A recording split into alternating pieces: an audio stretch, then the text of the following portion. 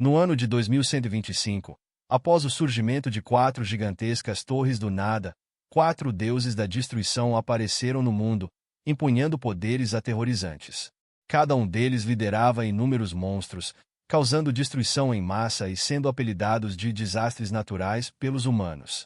Pela sobrevivência e continuidade da civilização humana, os apóstolos mais poderosos da humanidade decidiram unir forças, lançando um contra-ataque trágico contra um desses desastres naturais, em uma instalação japonesa. Em meio aos corpos no campo de batalha, o protagonista estava sobre o corpo de uma mulher. Ele agarrou a espada que havia cravado em seu peito momentos antes e comentou que aquela vitória havia custado a vida de inúmeros apóstolos, mas ainda assim haviam derrotado a submissão, um dos 4 desastres naturais.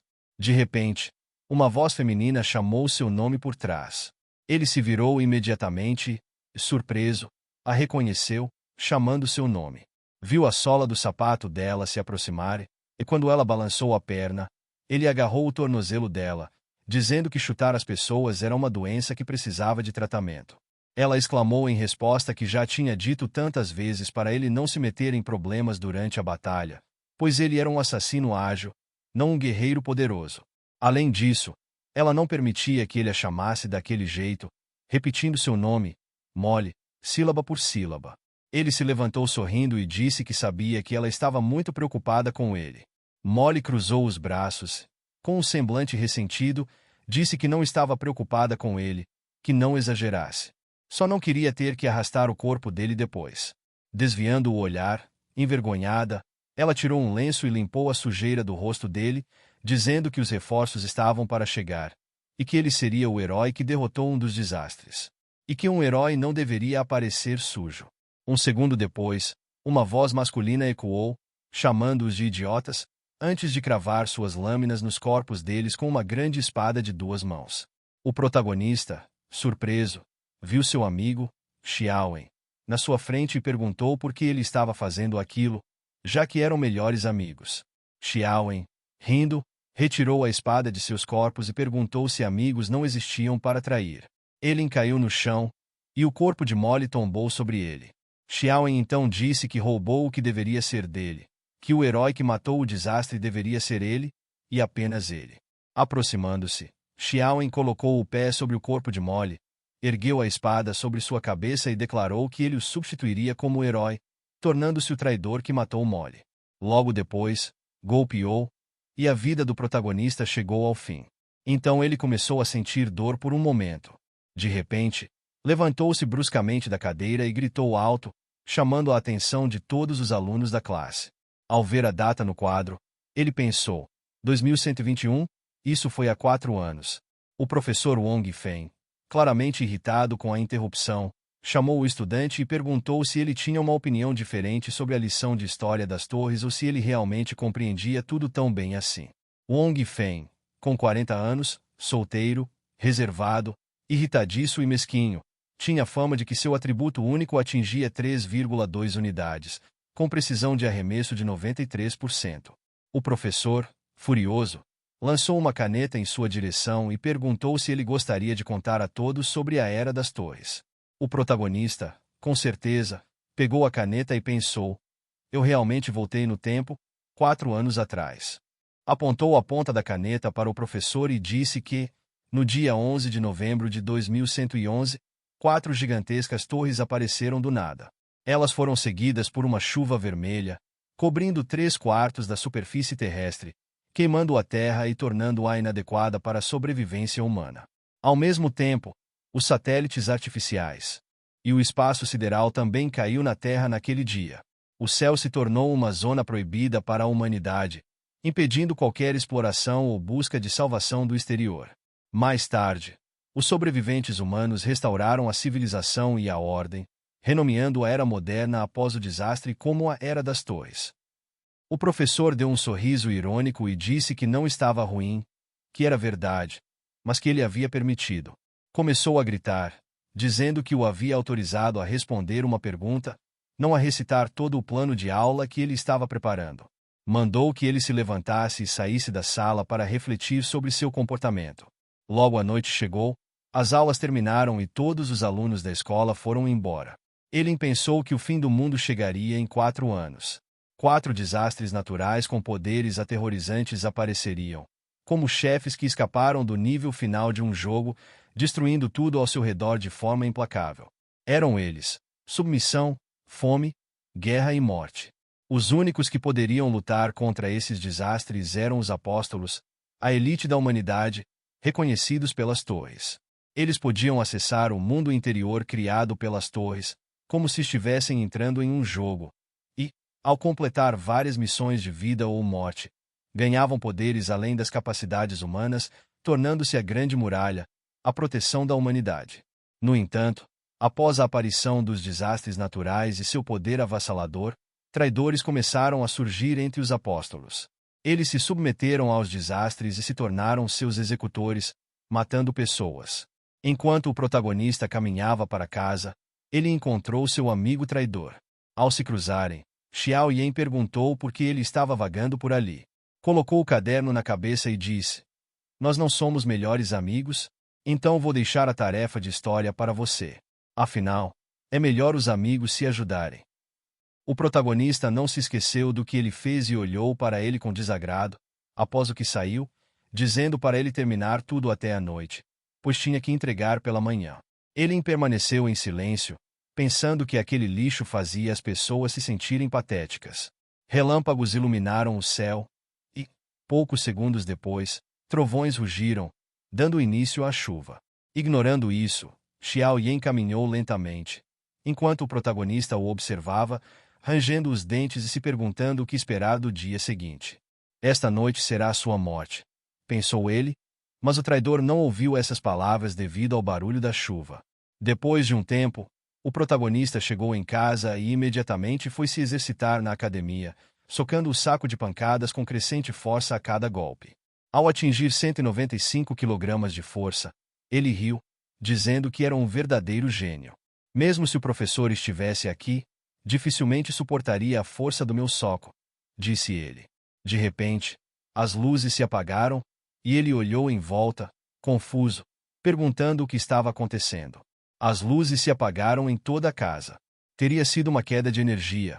Uma janela de sistema apareceu em frente ao seu rosto, perguntando: "Você acredita em Deus?" Ele ficou confuso e queria perguntar o que era aquilo. Mas, naquele momento, ele encortou sua garganta, dizendo que aquilo era um aviso de sua morte. Xiao Yan agarrou seu pescoço, reconhecendo a voz, e perguntou por quê. O protagonista rangeu os dentes, e com raiva, sussurrou que havia feito a mesma pergunta 4 anos antes. Xiao Yan se virou de costas, sufocando com o próprio sangue, e perguntou como ele poderia deixá-lo viver sem se vingar após a reencarnação. "Eu não sou o tipo de santo que espera uma pessoa fazer o mal para depois dar a ela o que merece", disse ele. Seu ex-amigo sangrou até morrer no chão, e o sistema relatou que um candidato a apóstolo foi detectado, assassinado por uma pessoa não registrada. O processo de transferência de status estava começando. O rosto do protagonista suavizou ao ver que ele havia morrido, e então, ele pensou que havia 2 maneiras de se tornar um apóstolo. A primeira era elevar os atributos de força, agilidade e o indicador de alma para 10, o que daria uma chance de ser convocado pela torre. A segunda era matar um apóstolo ou candidato com as próprias mãos, privando de seu status. O sistema informou que a transferência de status foi bem sucedida e o registrou na área de registro da Torre da Morte, ID-10. Um baú com relíquias apareceu no chão, e ele, abrindo a tampa, disse estar grato, pois graças a isso, ele se tornaria apóstolo muito mais rápido do que antes. O sistema notificou que o baú foi aberto com sucesso e que a habilidade, ocultação de respiração, foi obtida. Essa é uma habilidade ativa de classe C que consome 2 pontos de poder espiritual por segundo. Ela reduz a percepção de presença em 40%, e após o fim da habilidade, o tempo de recarga é de 300 segundos. Ele pode observar qualquer coisa em silêncio. Um portal apareceu na sua frente, e o sistema relatou que um módulo conhecido de candidato a apóstolo foi detectado. Ele estendeu a mão para o portal e aceitou, sendo puxado para dentro. O sistema então relatou que um módulo desconhecido foi carregado, e a árvore de habilidades inatas foi aberta. Ele agora podia editar, substituir e também aprimorar as habilidades. Ele ficou surpreso ao receber um módulo de desastre natural e exclamou: Eu realmente recebi a habilidade de subjugação derrotada. Um apóstolo pode ter no máximo alguns ramos, enquanto um desastre natural pode ter sua própria árvore de habilidades. Cada esfera de luz é uma habilidade, mas por que ele não percebeu a existência desse módulo antes? Se o mundo interior criado pela torre é considerado uma cópia de um jogo, então os apóstolos deveriam ser vistos como jogadores, e os desastres naturais como chefes finais.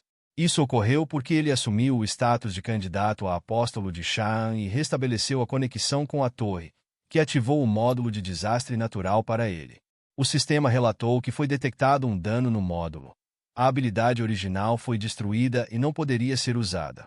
Ele ficou surpreso com essa notícia e perguntou nervosamente se não poderia usar a habilidade. Ele cobriu o rosto com a mão, decepcionado, e disse que isso significava que ele não poderia usar a habilidade de subjugação de desastre natural. No entanto, com a árvore de habilidades, não haveria limite para o número de habilidades que ele poderia ter.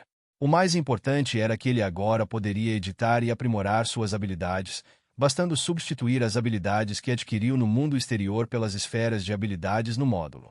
Dessa forma, ele se tornaria um novo desastre natural. Ele pigarreou para se acalmar e pensou que havia se precipitado. Porque ele gostaria de se tornar um desastre natural. Ele apenas queria ter uma força semelhante à deles. O sistema perguntou: Você acredita em Deus? Ao ler isso, ele percebeu que a torre estava o chamando e pressionou o botão sim. Após o qual o sistema informou que o caminho para o mundo exterior estava se abrindo. A missão de teste para o candidato começaria em breve, e ele deveria se preparar bem. O corpo do protagonista começou a se dissolver em fluxos de energia, após o que ele entrou no portal, dizendo que estava indo para o mundo interior. Ele e outros candidatos se encontraram a bordo de um avião que estava voando em meio a uma tempestade. A voz de um comissário de bordo ecoou pelo avião, saudando todos os passageiros e dizendo que ele era um comissário sênior com inteligência artificial e os acompanharia durante o voo. Ao ouvir a voz, o protagonista abriu os olhos e soltou o cinto de segurança, pensando que a missão de teste aconteceria no avião, o que o deixou nostálgico, já que desde o surgimento da torre, o céu havia se tornado uma zona proibida para a humanidade. Vozes assustadas de outros candidatos eram ouvidas dos assentos próximos. Entre eles estavam Van Kim, o secretário presidencial, Avei, um programador sênior, e J, um condenado à morte. Detento e Mababa, um velho aposentado. O comissário de bordo disse que, ao passar por uma zona de nuvens de tempestade sobre o mar, o fuselagem poderia experimentar graus variados de turbulência. No geral, ninguém morreria, então não deveriam entrar em pânico. Por vontade do destino, 5 estranhos embarcaram no voo 444. A voz chiou e o avião tremeu. Depois, o comissário anunciou que lamentava informar que o incidente esperado já havia ocorrido. Poderiam todos os 5 morrer de uma forma trágica e emocionante. O teste começa, e a missão principal é sobreviver. Ele sorriu maliciosamente e pensou que esse prólogo ruim soava bastante familiar para ele. Mababa se virou para os outros e perguntou se todos tinham ouvido aquela transmissão. O que estava acontecendo? Eles tinham sido sequestrados enquanto dormiam? Avei estava muito nervoso e exclamou que isso era impossível. Era um avião. E eles não usavam mais isso há 10 anos. Ele tinha apenas sentado em seu trabalho por tempo demais. Bastou um piscar de olhos, e aqui estava ele, dormindo. Gil levantou-se da cadeira, estendeu os braços para os lados e perguntou a todos se haviam escolhido sim para vir aqui. Ele estava certo. Todos os vilões morrem uma morte dolorosa, mas parecia que os céus ainda estavam ao seu favor. Ele riu alto, e a secretária presidencial cruzou os braços com uma expressão de descontentamento, dizendo que os homens realmente não podiam ser confiáveis. Eles sempre gritam quando algo acontece. De qualquer forma, não deveriam analisar a fuga primeiro? Ele anotou e pensou que essa mulher estava calma demais para alguém que havia entrado no mundo interior pela primeira vez. Ele se abaixou e disse aos outros para olharem sob seus assentos. Deveria haver um kit de primeiros socorros ali. Ele sentiu o kit, pensando que, para reduzir a dificuldade da missão para novatos, a torre preparou itens de sobrevivência para os testados. Ao abrir a caixa, viu uma faca de fruta e uma velha mochila de paraquedas. Uma das características do voo 444 era uma mochila de paraquedas de certa idade que não havia sido mantida por muitos anos. Ao pegar as coisas, ele fixou o olhar na mochila e pensou que a sorte decidiria se o paraquedas abriria ou não. De acordo com as regras inabaláveis da torre, a pessoa que usasse isso morreria. Não era necessário para a fuga, pois era uma armadilha pela qual eles teriam que começar a se confrontar e depois matar uns aos outros. Mabea ouviu o protagonista e encontrou um kit de primeiros socorros sob o assento, dizendo que havia realmente um recipiente ali. Como ele sabia disso? Ele tinha um colete salva-vidas e uma garrafa. Ele pegou a garrafa e, ao olhar a data de validade, perguntou se a garrafa era de leite de cocô vencido. O rosto de G escureceu enquanto ele girava o colete salva-vidas e o capacete nas mãos, perguntando se aqueles malucos queriam que ele aterrissasse de cabeça. Nesse momento, o programador olhou sob o assento e segurou a cabeça, exclamando que não havia nada debaixo do seu assento. Porque ele não tinha nenhum recipiente, ele pensou que isso era irracional. Mesmo que os itens estivessem escondidos, a torre não deixaria de preparar os suprimentos. Enquanto isso, Vankin encontrou um paraquedas e alegremente anunciou a todos os outros.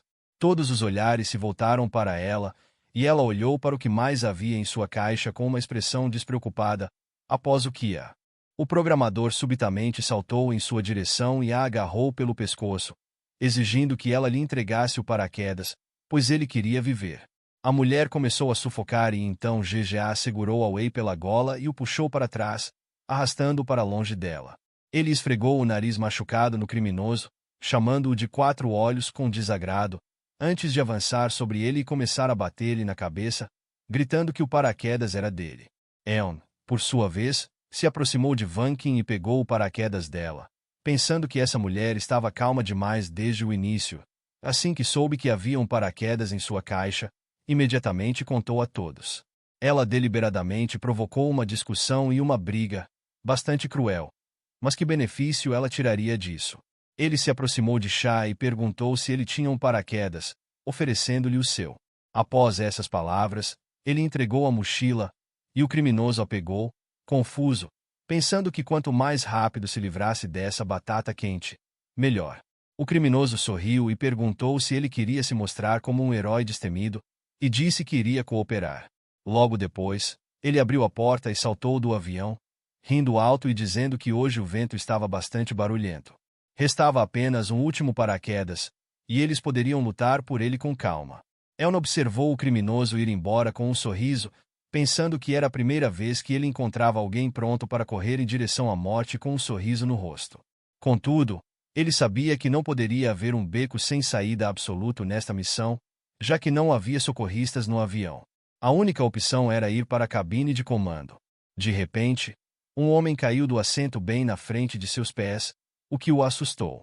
Então há mais um aqui, exclamou ele surpreso, pensando que, de acordo com a transmissão, havia apenas 5 pessoas no voo, mas então apareceu uma sexta. Seu olhar se encheu de suspeita, e ele começou a pensar que algo mais havia se infiltrado entre eles. Ao procurar debaixo do assento, ele encontrou um colete salva-vidas e um martelo de resgate comum. O colete se ajustava firmemente ao corpo, era de alta qualidade e vestível. Mesmo que um cadáver caísse no mar com ele, flutuaria. A descrição do martelo de resgate indicava que era apenas um martelo comum, útil apenas para derrubar janelas ou portas.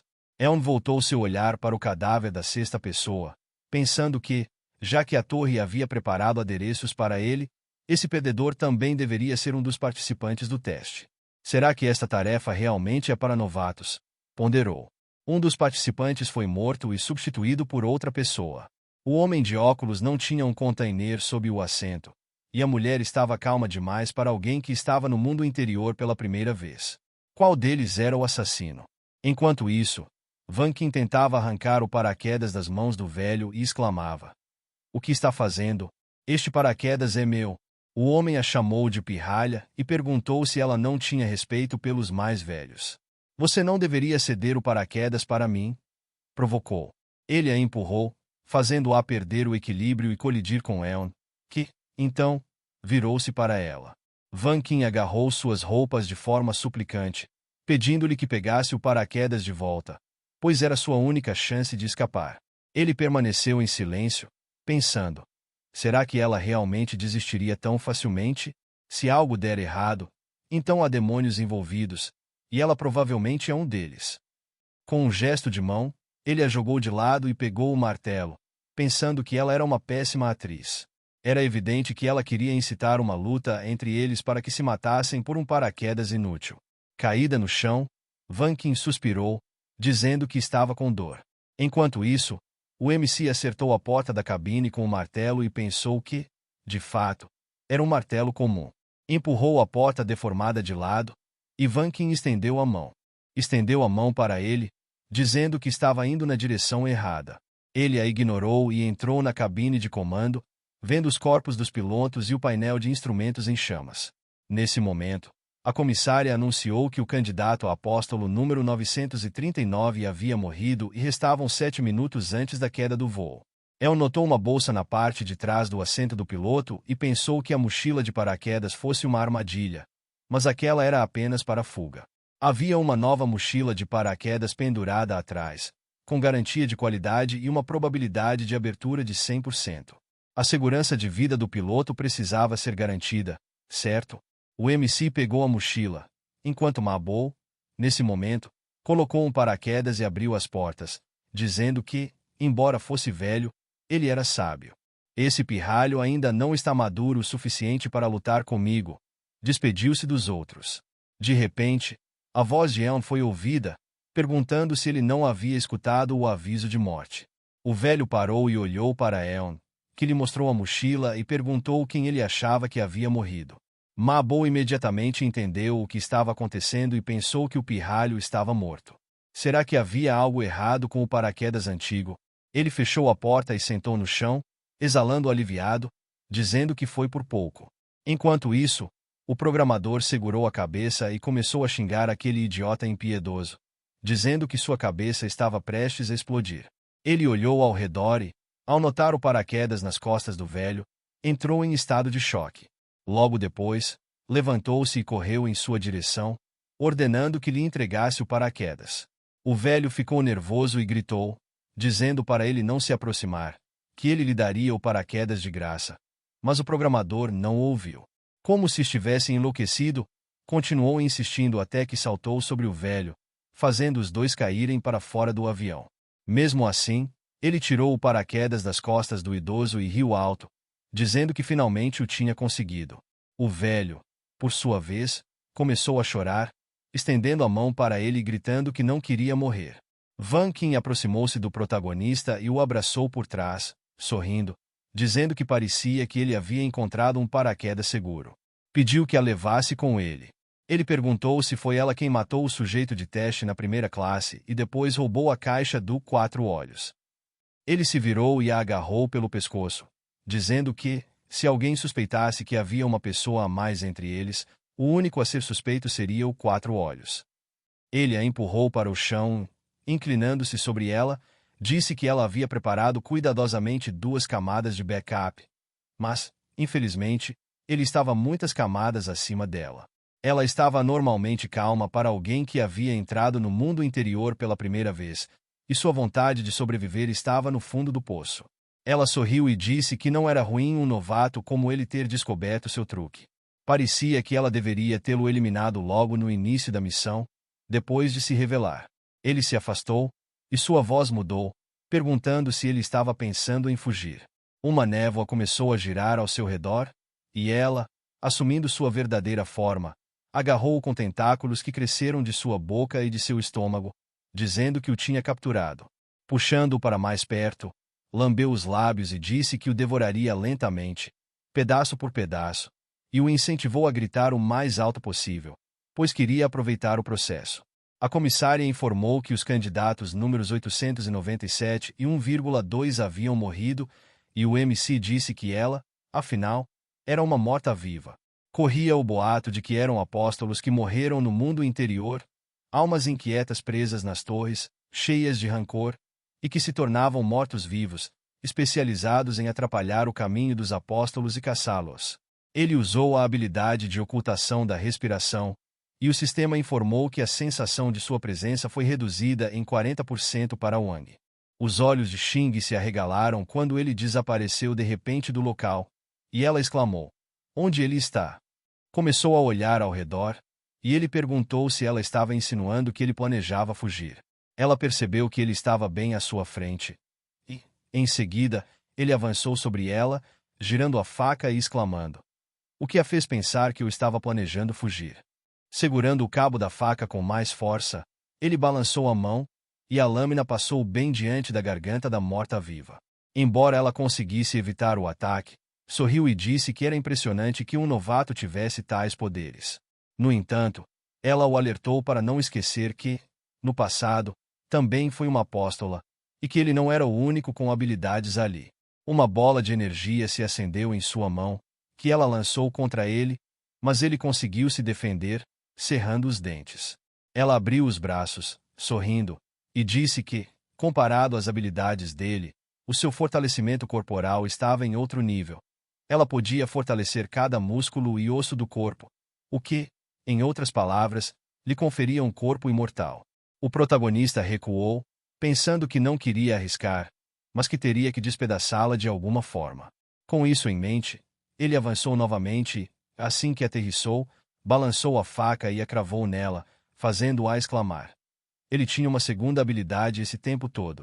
Acontece que, ao atacar, ele havia usado a habilidade lâmina de vibração, que, ao vibrar continuamente, causa ressonância, destruindo a estrutura original do objeto. Ele começou a atacar novamente, e ela exclamou que aquilo era impossível. Como um novato que acabou de entrar no mundo interior poderia ter duas habilidades ao mesmo tempo? Ele respondeu que era porque ele mesmo as havia criado. Avançando, ele pensou que, após a reencarnação, havia perdido as habilidades adquiridas na torre, mas as técnicas de combate aprendidas em centenas de batalhas ainda estavam gravadas no fundo de sua memória. Ela parou o golpe e exclamou: "Ele está brincando comigo? Não me importo com seus truques, o resultado será o mesmo. Eu tenho um corpo imortal." Disse que só sentia cócegas com seus ataques. Ignorando suas palavras, ele apertou o cabo da faca com uma expressão séria. Ela perguntou se ele não a ouviu. "Você gosta tanto assim de me fazer cócegas?" Levantando os braços, ela revelou o corpo para ele, lambendo os lábios e dizendo para ele tentar com mais força, pedindo para que a fizesse sentir um pouco de dor. Ele ofegou após tantos golpes, e a faca em sua mão se desfez. Ela perguntou por que ele havia parado, zombando de que alguém como ele só sabia falar, e que ela não sentiria nenhum prazer em caçá-lo. Então, avançou em sua direção, gritando que aquilo era decepcionante, chamando-o de um pedaço inútil de lixo, e dizendo que ele poderia ir para o inferno junto com sua mãe. Ele deu um sorriso irônico e perguntou se ela não havia percebido ainda que os incontáveis golpes e choques haviam feito o corpo dela rachar completamente. Então, ele apenas ativou o que restava. Apontou para ela com um sorriso, e as rachaduras em seu corpo se expandiram, fazendo-a ficar nervosa e exclamar: "Como isso é possível? Eu tenho um corpo imortal, como posso perder para um novato?" Ele colocou as mãos nos bolsos e respondeu que, se ela realmente tivesse um corpo imortal, não teria se tornado uma morta-viva. O corpo dela começou a evaporar, e sua cabeça caiu no chão, mas ela não se preocupou com isso. Sorriu e perguntou se ele achava que tinha vencido, mas a verdade é que ele não havia vencido. "Todos aqui são seus brinquedos. Um dia você morrerá, e eu estarei esperando por você do lado de dentro", disse ela, rindo. Ele levantou o pé e esmagou a cabeça dela, silenciando-a, dizendo que não tinha tempo para ouvir suas falas. O sistema informou que a morta-viva de rank superior havia sido destruída, e ele recebeu 800 pontos de caos. A comissária informou que restavam 3 minutos antes da queda do voo 444. Enquanto isso, o MC colocou um paraquedas e, abrindo as portas, pensou: o que são pontos de caos? Ele saltou, e o nariz do avião começou a pegar fogo atrás dele enquanto ele caía.